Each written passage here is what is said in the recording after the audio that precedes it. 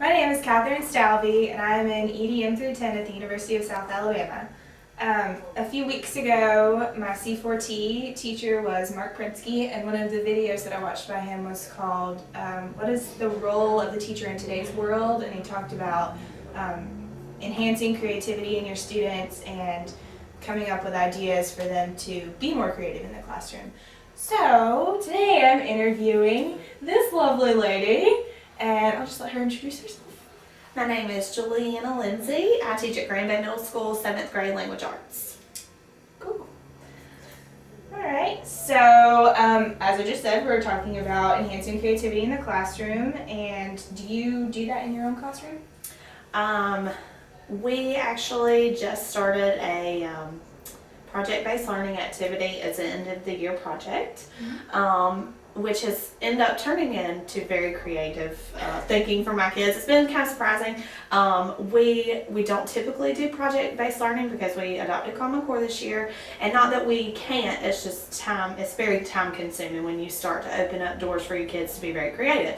So we definitely tried to foster this with this end of the year project, and we decided to do a drama for the end of the year project, which we just studied in third quarter, and we put together a rubric and what the kids needed, and part of the requirements was they had to have a writing portion, a research portion, and they also had to have a presentation portion. So for the project, we incorporated several different types of skills. They had to do a program for their play because they have to create a play also. And they did plot, they did summary, they did theme, so lots of different skills that were integrated. But then we also had them write a script. They're still working on this right now. From the rising action to the climax of a story that they chose. And we gave them options. We didn't just say pick any random story because we obviously had to have read the story and know that they're, that they knew the content. So we gave them three myths and 3 folk tales that were high interest, because of course we wanted to pique their interest too with the story. We didn't want it to be something boring that they wouldn't get into. And some of the examples too were the cow dung beetle, and of course that's inappropriate totally, so they love it. And myths and stuff where it's kind of violent and things like that, so they want to have action scenes and stuff. So the script that they're acting out, they've made kind of modern variations to the scripts. And so they're really just having a blast. Like one kid or one group, they decided Hercules kills the Minotaur. Well, he's still following the conflict of the Minotaur is the problem, but the way that they kill him is not, he doesn't get stabbed in the neck like in the real story. They're killing him in a dairy bar, like they're having a bar fight kind of, but it's a dairy bar. It's not just like a bar. So anyway, so they're bringing in their own like funky twist to it, and they're enjoying it because they're liking to pretend hurt each other and all that stuff. So it's been really cool, and they haven't presented or anything, but they're so into it right now. And to me, that's high interest too for them to get into it, and that creativity is definitely sparking their interest instead of just a paper pencil test like they're usually having to do at the end of the quarter. So it's been cool. I like it. That's really detailed. Wow. Yeah.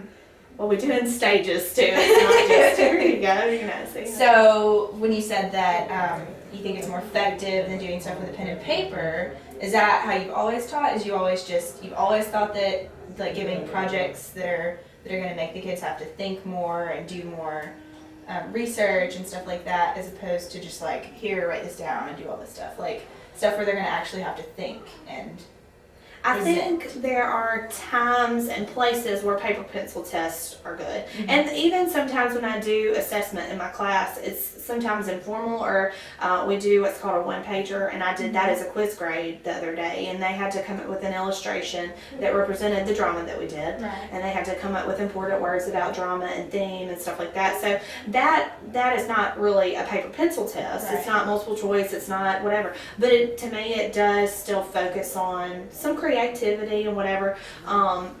But so we do that sometimes, and then we do paper pencil tests, and like I said, I think there are times and places for that, but I do think that this outside of the box end of the year project is very effective. You said that you had to start bringing more Common Core aspects into your classroom. So do you think that a lot of that has gotten lost in teachers having to do that? Common Core, I think, can be good. I think the focus is more on critical thinking, which I think that we are using critical thinking with this end of the year project. Right. But it's more of questioning and finding evidence, which is not a project, Right. you know, and so, which there's time and place for critical thinking and for questioning, all that. This year is an experimental year across the whole county Really? because we're having to figure out this new curriculum, and it's pretty tricky. A lot of it we've never taught before. Oh, wow. And so we're just trying to this is a very experimental year. I'll just say Right. that. It's been interesting. It's been fun to kind of freshen it up a little bit. Right. But at the same time, like when you can get a groove over like several years, Right. you find ways to pull in more creativity. So I feel like the farther along we go, in Common Core or whatever. The easier it'll Yeah. become. Right. So, and you've been a teacher for how many This is my years? 5th year. 5th year? Okay. Do you think that more teachers should be open to doing projects like this in their classrooms? Absolutely. Really? Yeah. And I guess it's hard too to decide when is it appropriate and when is it not. And I guess since this was our first year in Common Core, is when I go back next year and start thinking about how I could incorporate it, it would be much easier to fit it in, where it was Right. applicable. What do you think is most important about enhancing creativity and incorporating it into your classroom? I think the number one reason is it meets many different learning styles. So, your visual, your auditory, your kinesthetic, your all the different types. It meets a lot of different needs in the classroom instead of just that pencil paper test. They're getting to different outlets to express Right. themselves and show that they learned something.